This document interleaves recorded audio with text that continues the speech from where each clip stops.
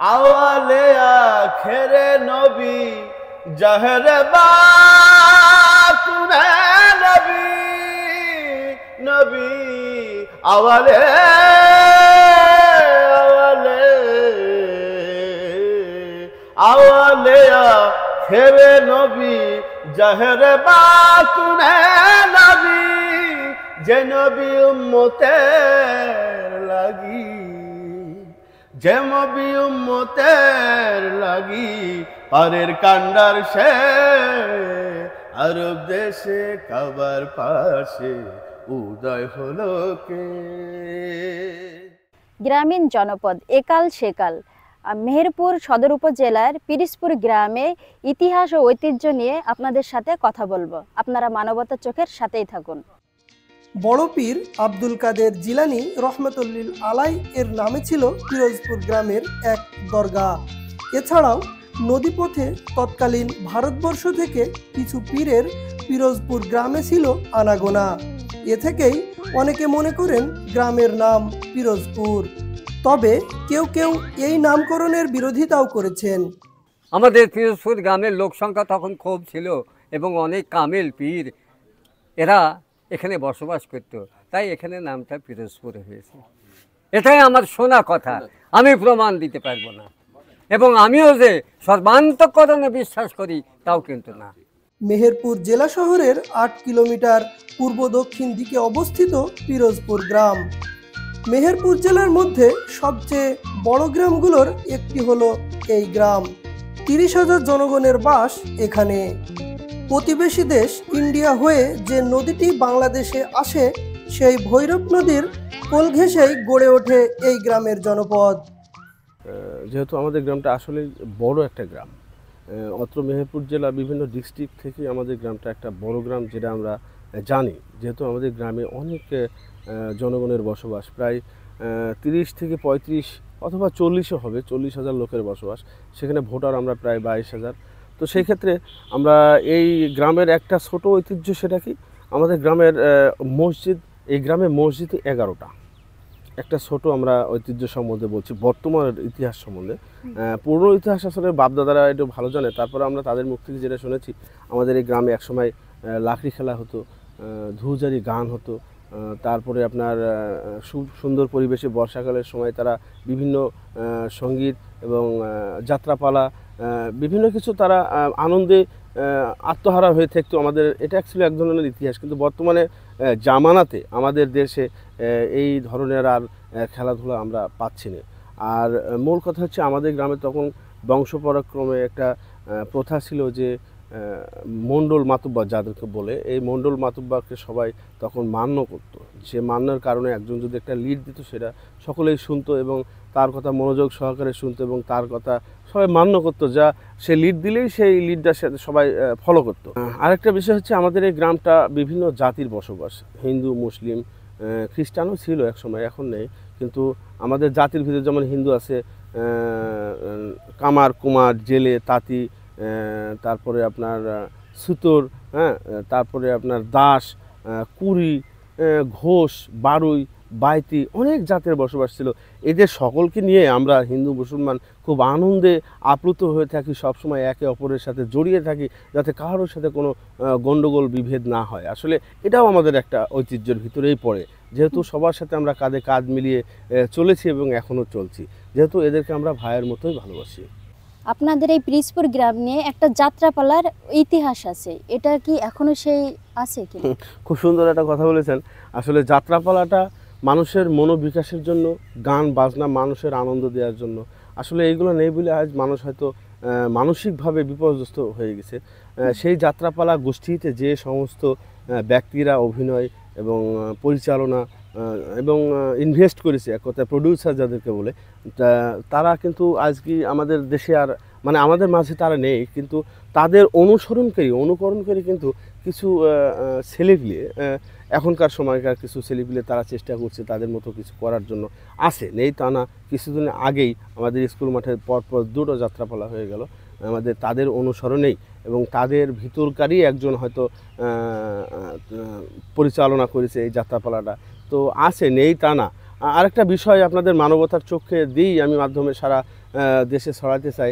আসলে মোবাইল বিষয়টা আমাদের কাছে খুব একটা ভালো বিষয় আমরা মনে করছি, কিন্তু মোবাইল একটা খারাপও বিষয় আছে। যেহেতু এই মোবাইল কিন্তু আমাদের যে অরিজিনাল চোখে দেখা কানে শোনা যে সাংস্কৃতিক অঙ্গনটা, সেই অঙ্গন থেকে আজ আমরা বঞ্চিত। এই অঙ্গনটা কিন্তু আমরা একসময় মঞ্চভাবে পেয়েছি, একসময় ডাইরেক্ট থিয়েটারে পেয়েছি, হ্যাঁ, একসময় মানুষ বর্ষাকালের সময় হলে মানে যাত্রার যে রিহার্সেলগুলো করতো সেগুলো শুনতাম। একসময় সেই সিনেমাটা তারা মঞ্চভাবে করতো, সেগুলো আমরা শুনতাম। আর সেইটা পাচ্ছি না, একেবারেই পাচ্ছি না। এর জন্য মানুষ কিন্তু তাদের হৃদয়টা কলুষিত হয়ে গেছে, দিনের দিনে মানুষ কলুষিত হয়ে গেছে।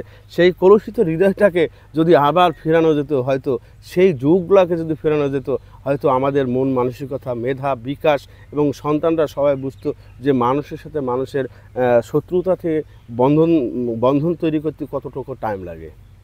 হজরত মোহাম্মদ সাল্লাল্লাহু আলাইহি সাল্লামের কে নিয়ে যদি একটা গান বলেন। ধ্যানে ধরা যোগীর মতো, ধ্যানে ধরা যোগীর মতো নিরালে বসে কাঁদে, আরব দেশে কাবার পাশে উদয় হলো কে, আরব দেশে কাবার পাশে উদয় হলো কে, ধ্যানে ধরা যোগীর মতো, ধ্যানে ধরা যোগীর মতো নিরালে বসে কাঁদে, আরব দেশে কাবার পাশে উদয় হলো কে। আওয়ালে আখেরে নবী জাহরে বাতুনে নবী, নবী আওয়ালে আওয়ালে আওয়ালে আখেরে নবী জাহরে বাতুনে নবী, যে নবী উম্মতের লাগি, যে নবী উম্মতের লাগি পারের কান্ডার সে, আরব দেশে কাবার পাশে উদয় হলো কে, আরব দেশে কাবার পাশে উদয় হলো কে, ধ্যানে ধরা যোগীর মতো, ধ্যানে ধরা যোগীর মতো নিরালে বসে কাঁদে, আরব দেশে কাবার পাশে উদয় হলো কে, আরব দেশে কাবার পাশে উদয় হলো কে। এই গ্রামে রয়েছে অনেক ইতিহাস আর ঐতিহ্য। গ্রামের সাথে গড়ে উঠেছে জাদুখালী স্কুল অ্যান্ড কলেজ, ইউনিয়ন স্বাস্থ্যকেন্দ্র, ইউনিয়ন পরিষদ অফিস, রয়েছে একটি পুলিশ ক্যাম্প, 11টি মসজিদ রয়েছে এই গ্রামে, পিরোজপুর দাখিল মাদ্রাসা, ঈদগাহ ও একটি এতিমখানা সহ মাধ্যমিক বিদ্যালয়। পিরোজপুর গ্রামে 8 থেকে 9 ধরনের পেশার মানুষের বসবাস।